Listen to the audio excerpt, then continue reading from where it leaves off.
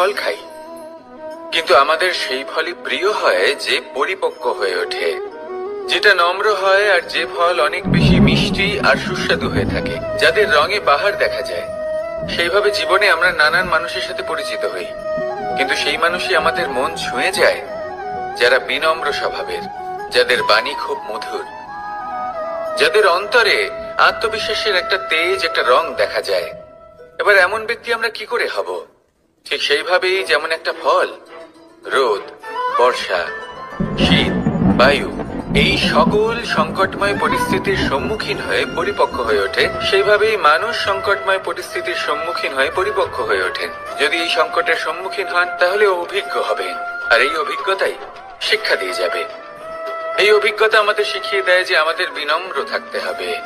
অহংকার করে কোনো লাভ নেই। মধুর বাণীর যে কি মূল্য তা আমরা শিখতে পারি। এই অভিজ্ঞতাই আমাদের বুঝিয়ে দেয় যে উচিত অনুচিত কোনটা, আমাদের দৃষ্টিভঙ্গি তৈরি করে, আর এই দৃষ্টিভঙ্গি দ্বারা আত্মবিশ্বাস জাগ্রত হয়। সেই জন্য জীবনে কখনো বিপদ থেকে দূরে পালাবেন না, সেগুলোর সম্মুখীন হন, অভিজ্ঞতা লাভ করুন, তার থেকে শিক্ষা লাভ করুন, এইভাবেই পরিপক্ক হবেন। আসুন আমার সাথে ভালোবেসে বলুন, রাধা রাধা। ধন সঞ্চয় করা সম্ভব, আর সেই জন্য ধন সব থেকে বেশি মূল্যবান সম্পত্তি নয়। এবার আপনি বলবেন, এ আমি কি বলছি? এই ধন খুব মূল্যবান, আমরা সকলে অর্জন করতে ব্যস্ত।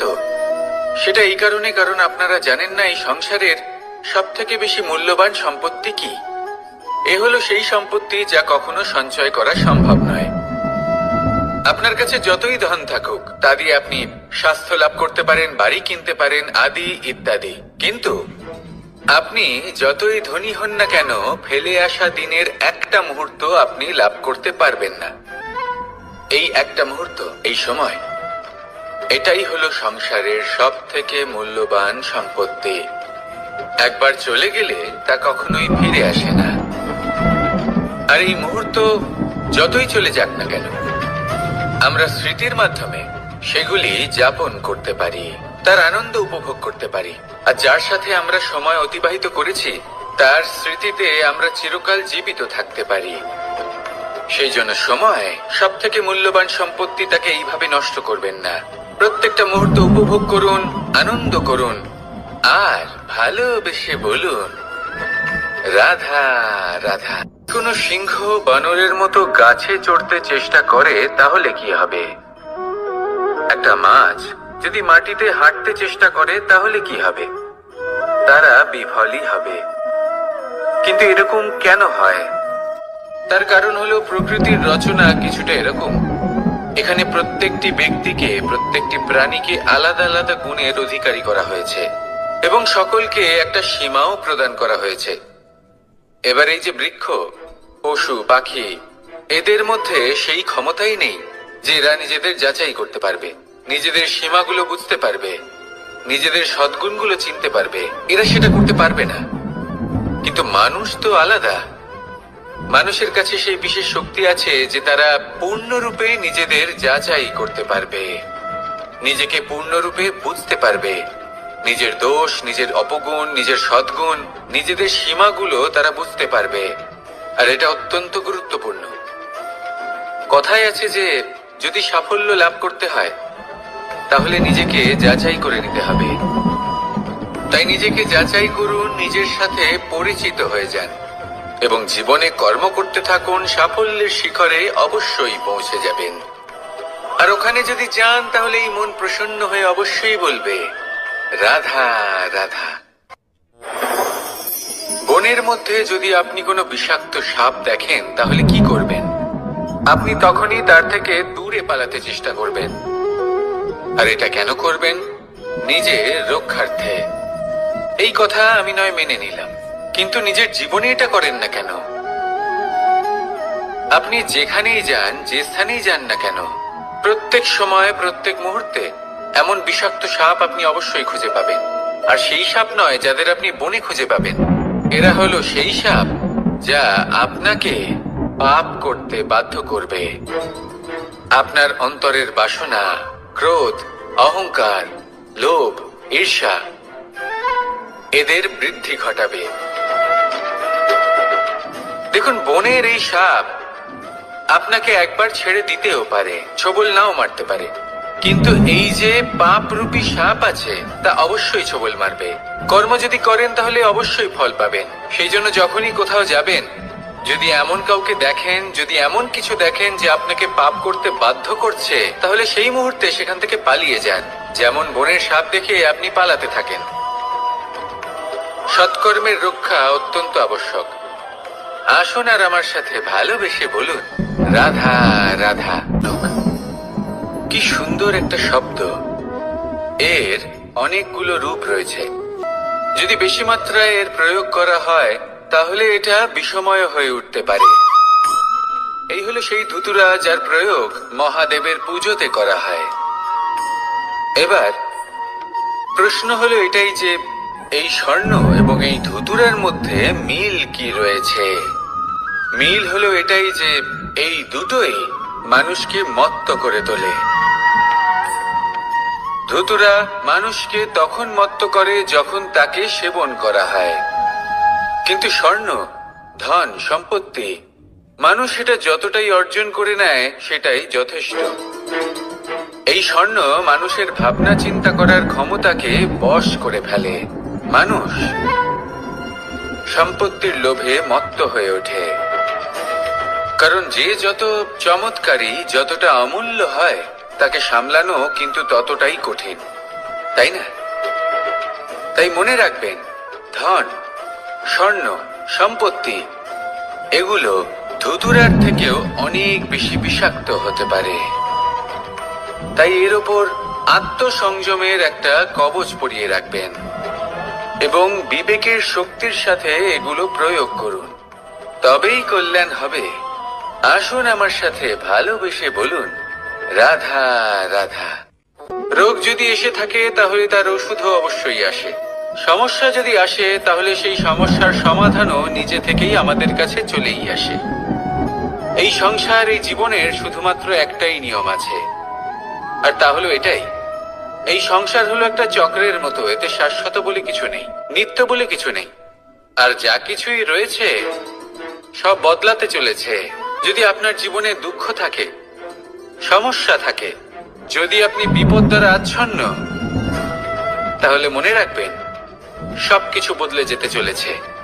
দুঃখের সময় কাঁদবেন না, মনকে আরো দুঃখী করে তুলবেন না, কারণ এখানে যা কিছুই এসেছে তা যাওয়ার জন্যই এসেছে। তাহলে এত চিন্তা কিসের? আনন্দ সহকারে জীবন যাপন করুন আর আমার সাথে ভালোবেসে বলুন, রাধা রাধা।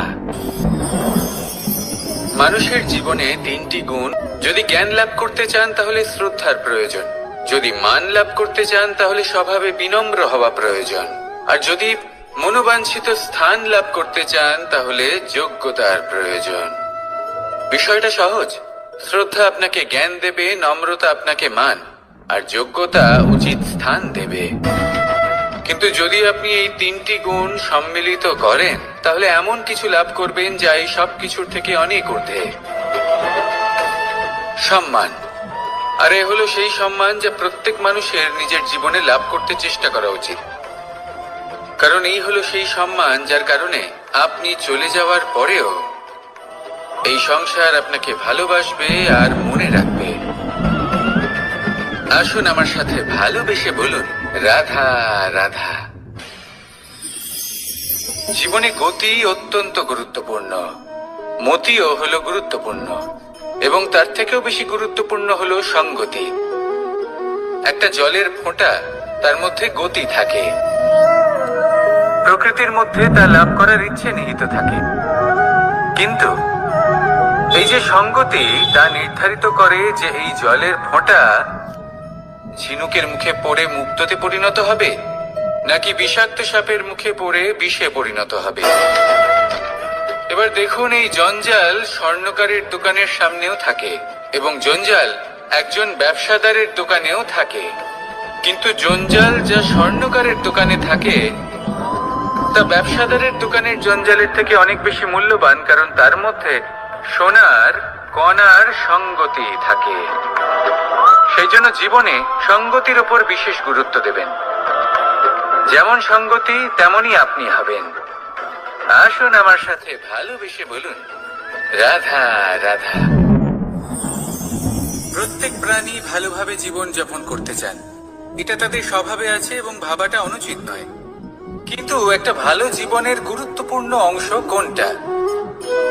বসবাসের স্থান, সেই স্থান যেখানে আমরা জীবন অতিবাহিত করি। এবার মানুষ ভাবতে পারেন যে একটা ভালো বাসস্থানের অর্থ কি? সেই স্থান যেখানে সহজে জল পাওয়া যায়, যেখানে শুদ্ধ বায়ু পাওয়া যায়, যেখানে আনাজ উৎপন্ন হয়। এটা জীবনযাপনের জন্য পর্যাপ্ত বটে, কিন্তু ভালো জীবন যাপনের জন্য আরো একটা কথা আপনাকে বুঝতে হবে। সাধু, জ্ঞানী, পণ্ডিত ব্যক্তি, এই সকল মহাপুরুষ, এনাদের যে বাসস্থান তা অত্যন্ত বিশেষ হয়। এখানে এক ধরনের বিশেষ ইতিবাচক শক্তি থাকে, এমন একটা স্থান যেখানে দেবতারাও বিচরণ করেন। জীবন আমরা সবাই যাপন করি, কিন্তু জীবনের উদ্দেশ্য শুধুমাত্র জীবন যাপন করা নয়। জীবনের উদ্দেশ্য হলো মুক্তি লাভ করা। আর এই সকল সাধু, জ্ঞানী, পণ্ডিত ব্যক্তি, এই সকল মহাপুরুষ আপনাকে মুক্তির পথে নিয়ে যেতে পারেন।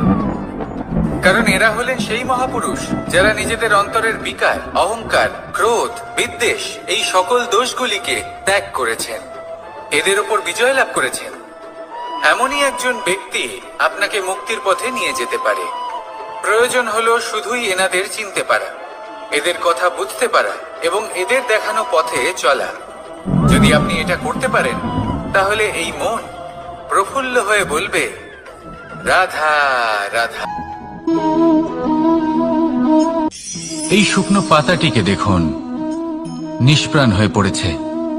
একটা গাছের ডালে ছিল, সেই গাছ ওর লালন পালন করত। যখন যখন বাতাস বইত, এই পাতায় কম্পন দেখা দিত, মনকে প্রফুল্ল করে তুলত।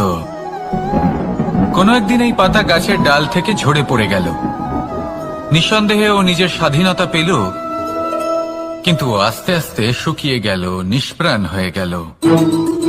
দেখুন, আমি এই কথা বলছি না যে স্বাধীনতা অনুচিত, কখনোই না। কিন্তু যে কোনো পরিস্থিতিতে স্বাধীন হতে চাওয়া, এটা নিশ্চিতরূপে অনুচিত। আমরা যদি আমাদের জীবনে পরিবারের গুরুত্ব ভেবে দেখি, তাহলে এই পরিবারে যতই মতভেদ থাকুক না কেন, যতই মনোমালিন্য থাকুক না কেন, যতই বিবাদ থাকুক না কেন, এই সব মিটিয়ে নেওয়া অত্যন্ত প্রয়োজনীয়। সেই সবকিছু সমাপ্ত করা অত্যন্ত প্রয়োজনীয়। কখনো এই পরিবারকে ভাঙতে দেবেন না, কখনো এই পরিবার থেকে দূরে চলে যাবেন না। এই পরিবার হলো আমাদের জীবনের একটা অমূল্য সম্পদ, অমূল্য এক আশ্রয়, যা এই সংসারে হয়তো কোথাও আপনি পাবেন না। তাই একে আগলে রাখুন। পরিবার সেই গাছ। আসুন আমার সাথে ভালোবেসে বলুন, তার সেই গাছ। আসুন আমার সাথে ভালোবেসে বলুন, রাধা রাধা। অনেক সময় আমরা জীবনে অনেক মানুষকে এমন বলতে শুনে থাকি যে আমি অসফল হয়েছি কারণ আমার সময় ভালো যাচ্ছিল না। আমি এই জিনিসটা লাভ করতে চাইছিলাম কিন্তু করতে পারলাম না কারণ আমার সময়টা ভালো যাচ্ছিল না। আমি আমার জীবনে ওই মহান কাজটা করতে চাইছিলাম কিন্তু করতে পারলাম না। কেন? কারণ আমার সময়টা ভালো যাচ্ছিল না। কিন্তু যে মুহূর্তে ভালো সময় আমার জীবনে আসবে, আমি সব কিছু প্রাপ্ত করব। এমন প্রায় প্রত্যেকেই বলেন। আসুন একটা কথা বোঝা যাক। একজন মালিকে দেখুন, সে প্রত্যেক দিন গাছের সেবা করে, তাকে জল দেয়, তার যত্ন আত্তি করে। কেন? প্রত্যেক দিন সেই গাছ ফল দেয় না।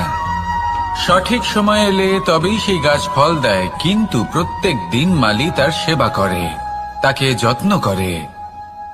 শুধুমাত্র তখন করে না যখন সেই গাছ ফল দিতে সক্ষম। আর যদি মালি গাছের যত্ন প্রতিদিন না করে, তাহলে হয়তো সেই গাছ ফল দিতেই পারবে না। এটাই হলো আমাদের জন্য একটা শিক্ষা। যখন সময় আমাদের জন্য অপেক্ষা করে না, তখন আপনি সময়ের জন্য কেন অপেক্ষা করছেন? ভালো সময়ের জন্য অপেক্ষা করবেন না। ভালো এবং শুভ কর্ম দ্বারা ভালো সময়কে নিজের কাছে টেনে আনুন। নিরন্তর কর্ম করুন, পরিশ্রম করতে থাকুন। শুভ সময় আপনা থেকেই আপনার কাছে আসবে। আসুন আমার সাথে ভালোবেসে বলুন, রাধা রাধা। একে বালি বলুন, মাটি বলুন বা ধুলো বলুন, এ দিয়ে কত কিছু করা সম্ভব। এ দিয়ে আপনি নিজের বাসস্থান নির্মাণ করতে পারেন, প্রাচীর গড়ে তুলতে পারেন, অট্টালিকা নির্মাণ করতে পারেন। কিন্তু যদি এই বালিকে আপনি মুষ্টিবদ্ধ করে রাখতে চান,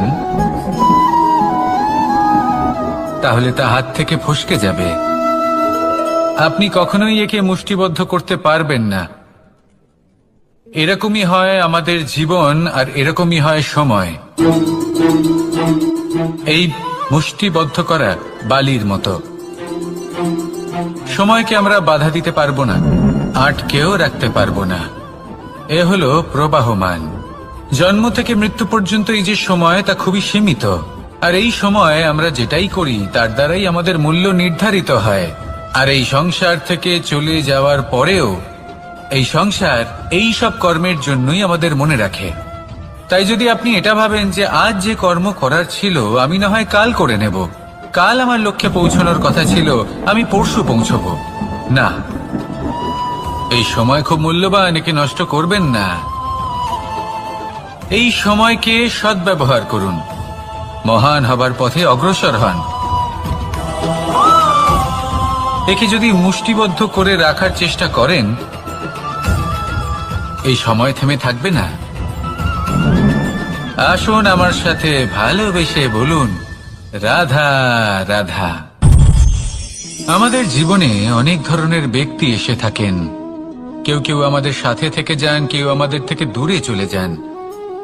কেউ ভালো মানুষ হন, কেউ খারাপ মানুষ।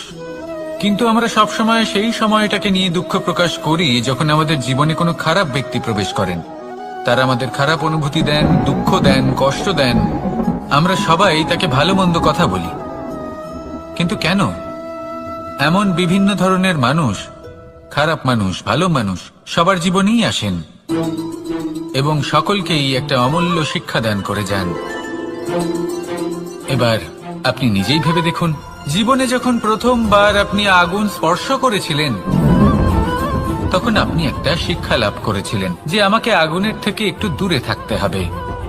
তারপর আস্তে আস্তে আপনি শিখলেন যে কিভাবে এই আগুনকে নিয়ন্ত্রণে রাখতে হবে। তারপর আপনি শিখলেন যে কিভাবে নিজের জীবনে তাকে প্রয়োগ করতে হবে, তা সে অন্ধকারে প্রকাশ লাভ করার জন্য হোক বা খাবার বানানোর জন্য। সেইভাবেই কোনো খারাপ ব্যক্তি যখন আপনার জীবনে আসে, কোনো শিক্ষা দিয়ে যান, তার প্রতি কৃতজ্ঞ থাকুন। তার বিষয় খারাপ ভাবার বা খারাপ অনুভূতি নিয়ে থাকার কোনো প্রয়োজন নেই। সেই শিক্ষা লাভ করুন। সংসারে আমাদের জীবনে যখন কোনো সুখ বা দুঃখ আসে, তার জন্য আমরা কাউকে না কাউকে অবশ্যই দায়ী করে থাকি, তাই না? এই ব্যক্তি আমাদের সাথে এরকম কাজ করেছেন, তাই আমার সাথে এমন হলো। ওই ব্যক্তি যদি এমনটা না করতেন, তাহলে আজ আমি ওই স্থানে পৌঁছতে পারতাম। সবই আপনার দৃষ্টিভঙ্গির ওপর নির্ভরশীল। আর যদি আপনার দৃষ্টিভঙ্গি এমন হয়, তাহলে তা অনুচিত।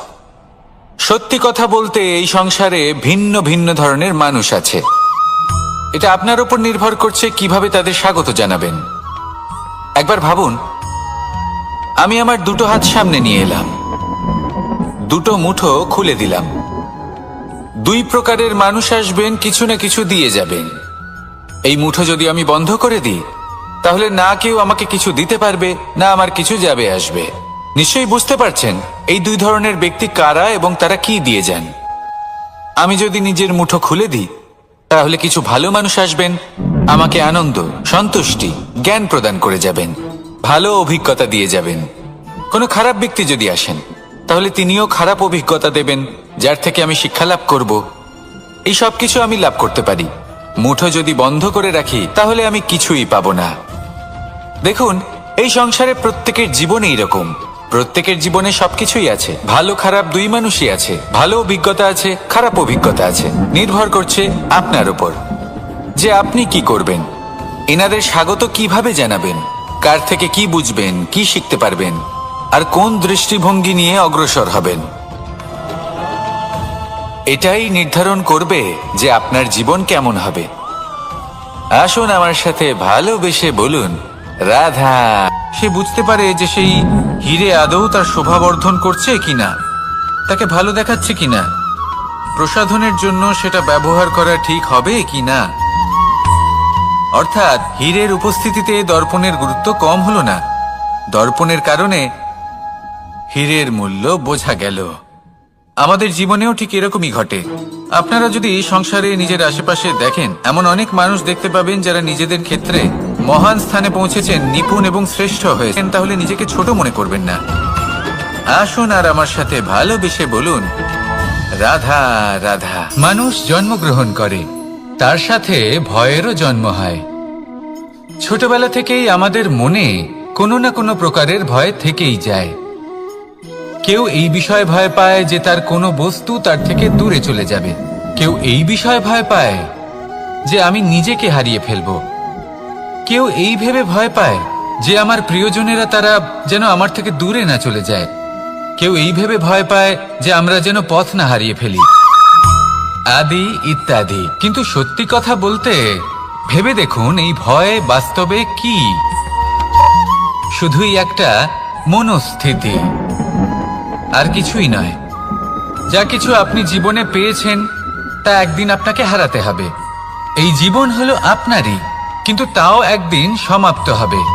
তাই ভয় পেয়ে কি লাভ? এই ভয় শুধু আপনাকে জীবন যাপন করা থেকে বাধা দিচ্ছে, আর কিচ্ছু নয়। পথ হারিয়ে ফেললেই বুঝতে পারবেন যে নতুন পথ কিভাবে বানাতে হয়। কিছু মানুষকে জীবন থেকে হারালে তবেই আপনি বুঝবেন যে আপনার আপনজনকে। এই ভয়ের কারণে ভীত হয়ে থাকবেন না। এই তারা নক্ষত্র অন্ধকারের অভাবে গুরুত্ব হারায়। শিবকেও মহাদেব হওয়ার জন্য বিষপান করতে হয়েছিল। প্রত্যেক পরিস্থিতি, প্রত্যেক সাফল্য আপনার পরীক্ষা নেবে, তাতে উত্তীর্ণ হওয়া হলো আপনার কর্ম। যখনই আপনি ভয় পাবেন বা সংকটের সম্মুখীন হবেন, তখন সাহসের সাথে তার সম্মুখীন হন। মনে রাখবেন, যে সম্মুখীন হতে জানে সাফল্য তার সাথে সবসময় থাকে। আসুন আর আমার সাথে ভালোবেসে বলুন রাধা রাধা। এই সংসারে সব থেকে বেশি কোমল বস্তু হলো রেশম। এই রেশম এতটাই কোমল হয় যে এর পুরো একটা থান শুধুমাত্র একটা হাতে ধরা সম্ভব। কখনো ভেবে দেখেছেন এই রেশম কিভাবে হয়? একটি কীট তার লালার দ্বারা উৎপন্ন হয়। এই কীট সেই রেশমকে পাক দিতে থাকে, পাক দিতেই থাকে, দিতেই থাকে, আর আস্তে আস্তে তার মধ্যেই জড়িয়ে পড়ে। শেষে ওর এই সুন্দর অমূল্য সৃষ্টি রেশমের এই সুতো, তার নির্মাণ কার্য পূর্ণ হয়। কিন্তু তাতেই ও নিজে বন্দী হয়ে যায়। নিজেরই মায়াজালের এই বন্দী গৃহে নিজেই ফেঁসে যায়।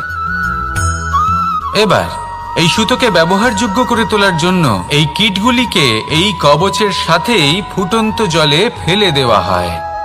এই সংসারে যদি আমাদের স্বপ্ন এই সংসারের দুঃখ হরণ করার জন্য, এই সংসারে সুখ বিতরণ করার জন্য হয়, এই মায়াজালে আমরা নিজেই ফেঁসে যাব। আর শেষে আমরা যদি কিছু লাভ করি তা হবে একাকিত্ব, অন্ধকারময় মৃত্যু।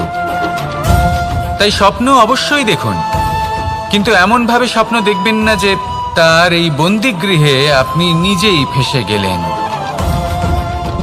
স্বপ্ন দেখুন পরোপকারের, পরমার্থের, সবাইকে উদ্ধারের, অন্ধকারের নয়। তবেই কল্যাণ হবে, আর তবেই এই হৃদয় প্রসন্ন হয়ে বলবে রাধা রাধা। মানুষ যখন এই সংসারে প্রবেশ করে, অর্থাৎ জন্মগ্রহণ করে, তখন নিশ্চিন্তে থাকে, আনন্দে থাকে। কিন্তু যেই মাত্র তার মধ্যে বোধশক্তি আসে, তখন সে চিন্তা করতে শুরু করে। চিন্তা ভবিষ্যতের, সেই সমস্ত বিষয় নিয়ে চিন্তা করে যা ওর হাতে নেই। তারপর বড় হয়, বিবাহ সম্পন্ন হয়, গৃহস্থ জীবন যাপন করে, তারপর আবার চিন্তায় মগ্ন হয়ে যায়। ভাবে এই যে আমার পরিবার, আমি কি ঠিকমতো তার খেয়াল রাখতে পারছি? কাল যখন আমি এই সংসার থেকে চলে যাব, তখন আমার এই পরিবারের দেখাশোনা কে করবে? শেষ পর্যন্ত এই পরিবার তো আমারই উত্তরদায়িত্ব। যাক, আপনাকে একটা প্রশ্ন করি, এই সংসারে আসার পূর্বে আপনি কি এই প্রশ্ন করেছিলেন, এটা ভেবেছিলেন যে আমাকে ছাড়া এই সংসার কিভাবে চলবে? করেননি, তাই তো?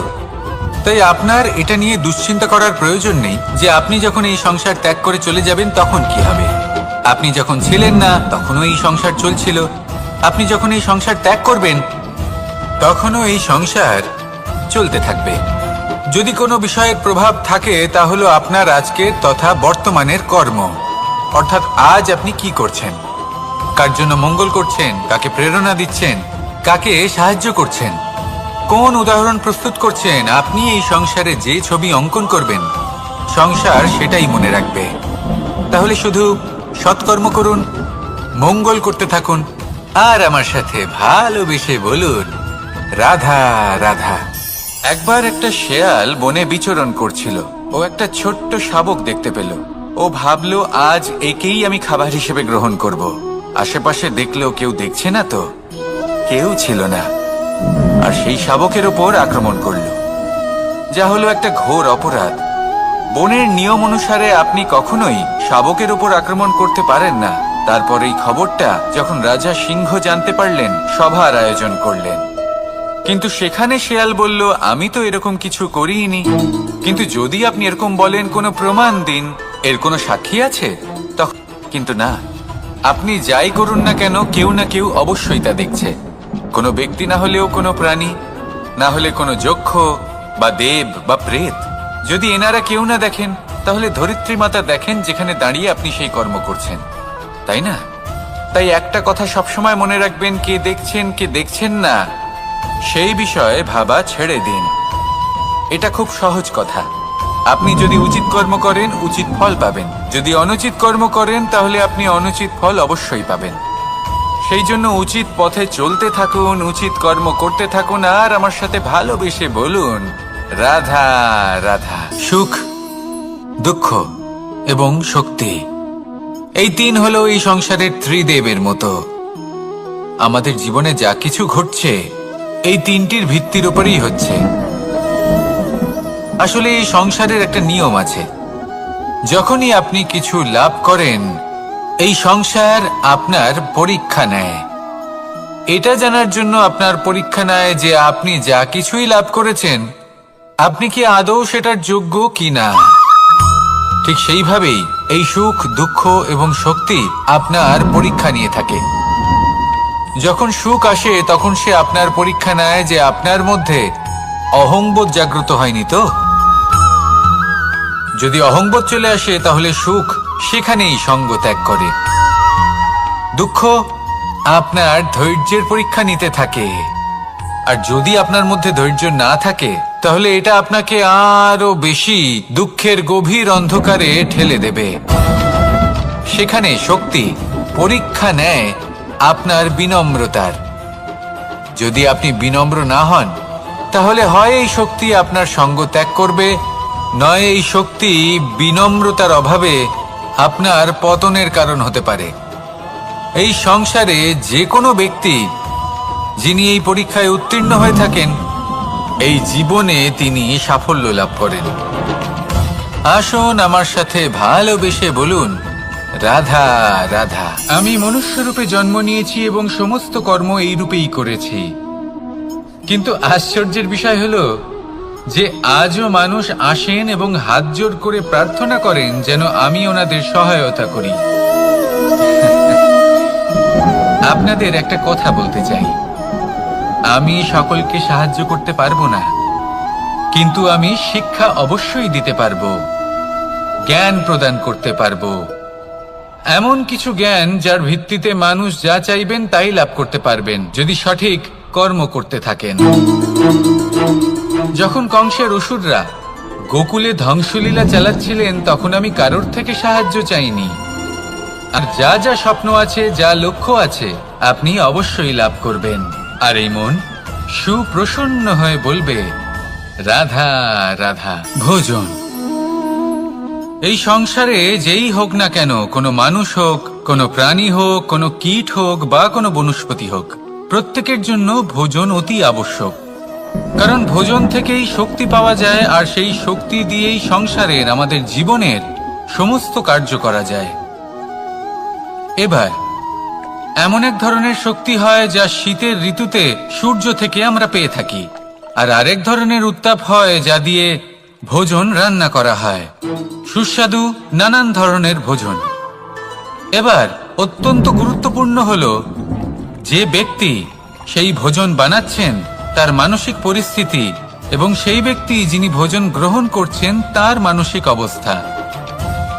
যখনই আপনি ভোজন বানাচ্ছেন তখন ভালোবাসার সাথে কাজটা করুন, ধন্যাত্মক ভাব নিয়ে, সৎ ভাবনার সাথে, কারণ আপনার এই মানসিক স্থিতি শক্তির আকারে সেই খাদ্যের সাথে মিলেমিশে যায়। আর যখনই আপনি ভোজন গ্রহণ করছেন তখন সদ্ভাবনার সাথে, প্রসন্নতার সাথে গ্রহণ করুন, ধন্যাত্মক ভাব নিয়ে।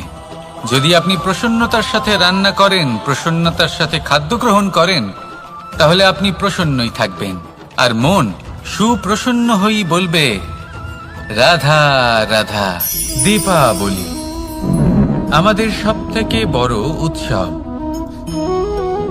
শ্রীরাম রাবণকে পরাস্ত করে 14 বছরের বনবাস কাটিয়ে আবার অযোধ্যায় ফিরে এলেন অমাবস্যার রাত্রে। অযোধ্যায় সবাই খুব প্রসন্ন ছিলেন, খুবই উৎসাহিত ছিলেন। অযোধ্যায় সহস্র প্রদীপ প্রজ্বলিত করা হয়েছিল এই উৎসবে। একে আমরা দীপাবলি বলে থাকি। এবার এই বিষয়ে আমরা সকলে জানি। আপনি কি এটা জানেন যে শ্রীরাম বাস্তবে অমাবস্যার এক রাত আগেই অযোধ্যায় পৌঁছে গেছিলেন? সবার সামনে অমাবস্যার রাতে এসেছিলেন। এর কারণ কি? শ্রীরাম প্রমাণ করতে চেয়েছিলেন যে যে কোনো সময়, দিন হোক বা রাত, শুভ বা অশুভ হয় না। শুভ অশুভ কিছু থাকলে তা হলো মানুষের চিন্তা, তার ভাবনা, তার নির্বাচন আর তার কর্ম। নিজেই দেখে নিন, শ্রীরাম শুভ কাজ করে ফিরেছিলেন এবং অমাবস্যার মতো গভীর এক রাত্রিকেও দীপাবলিতে পরিবর্তিত করেছিলেন। এমনটাই যদি আমরা করতে পারি, তাহলে এমন কোন গৃহে যান যেখানে অসহায় ব্যক্তি রয়েছেন, যা অন্ধকারাচ্ছন্ন, আর সেখানে প্রকাশ প্রজ্বলিত করুন। প্রকাশ সহায়তার, প্রেরণার, আশার।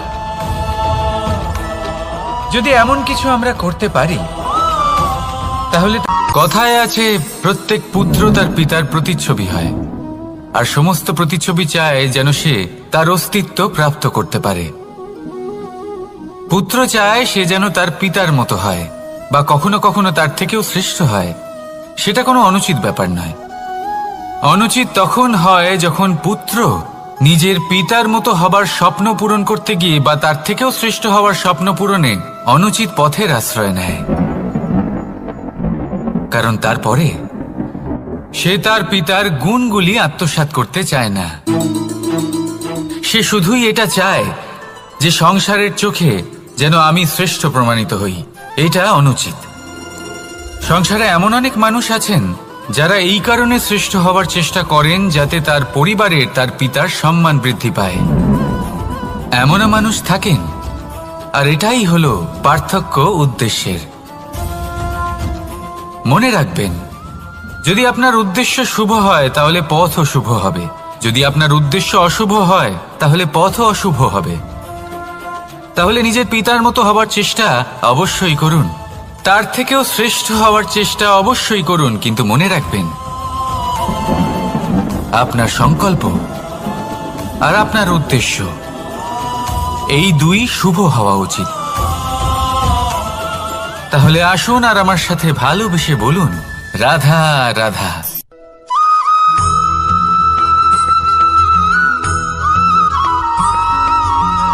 পিতা আর পুত্রের সম্পর্ক অত্যন্ত মধুর হয়ে থাকে।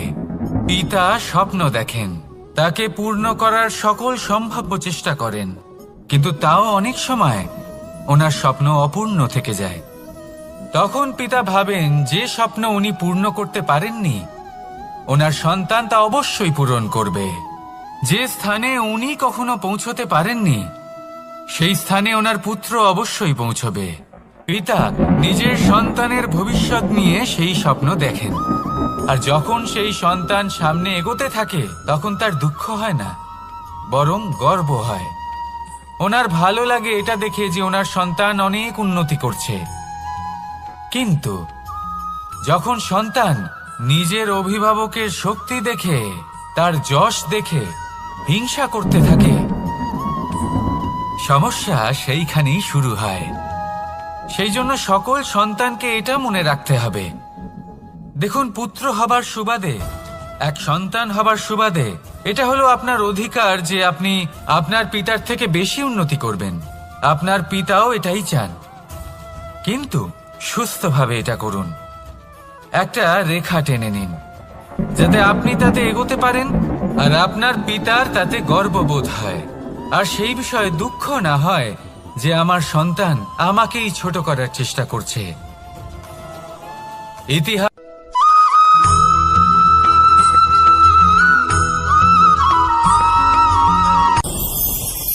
ভয়ের সাথে আমরা সবাই পরিচিত, কষ্টও আমরা সবাই পেয়েছি।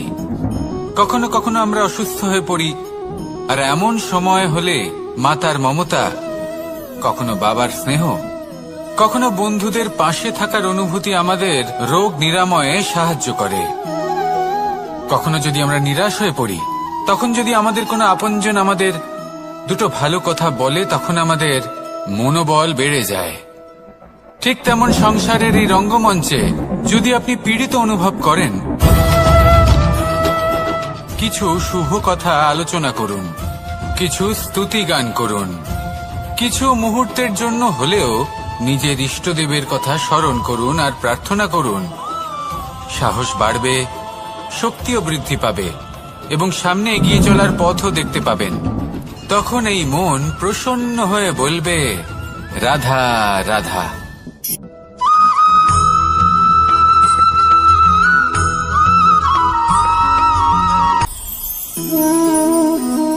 শক্তি এক অত্যন্ত বিচিত্র বস্তু, বা বলতে পারেন অনুভূতি। পিতা সবসময় চান যেন তিনি তার শক্তি পুত্রকে। আসুন আপনাকে সহজে বোঝাই। যদি আপনি সুপাত্র হন আর আপনাকে শক্তি দেওয়া হয়, তাহলে আপনি সেই শক্তির গুরুত্ব বুঝবেন, কোথায় সেই শক্তি প্রয়োগ করা উচিত সেটা বুঝবেন। আর এটা যেহেতু অর্জন করা শক্তি হবে, সেই শক্তির অপব্যবহার হবে না। কিন্তু যদি এই আপনি কুপাত্র হন আর যদি আপনাকে এই শক্তি দেওয়া হয়, তাহলে কি হবে? দেখতে গেলে এই শক্তি আপনি দান হিসেবে পেয়েছেন, তাই না আপনি এই শক্তির গুরুত্ব বুঝবেন আর না এর প্রয়োগ আপনি জানবেন। তার অপব্যবহার হওয়া সুনিশ্চিত। তাই যদি আপনি কোনো শক্তি অর্জন করতে চান, তাহলে আগে তার যোগ্য হয়ে উঠুন। পুত্র নয়, পাত্র হয়ে উঠুন। আর আমার সাথে ভালোবেসে বলুন, রাধা রাধা।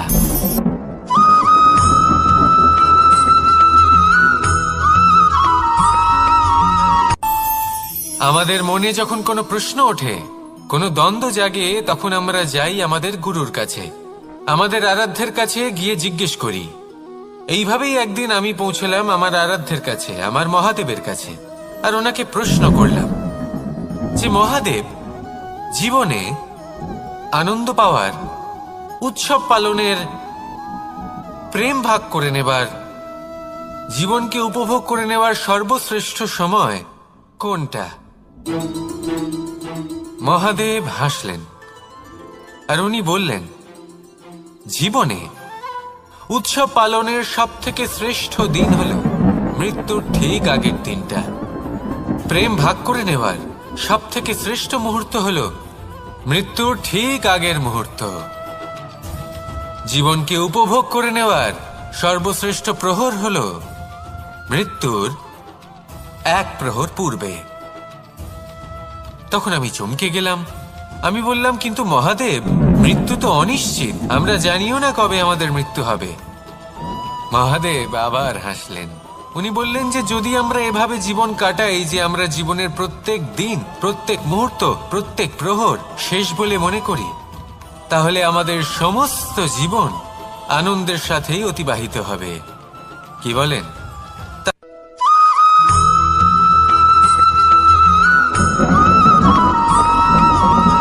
এই সংসারের সব থেকে গুরুত্বপূর্ণ তত্ত্ব কোনটা?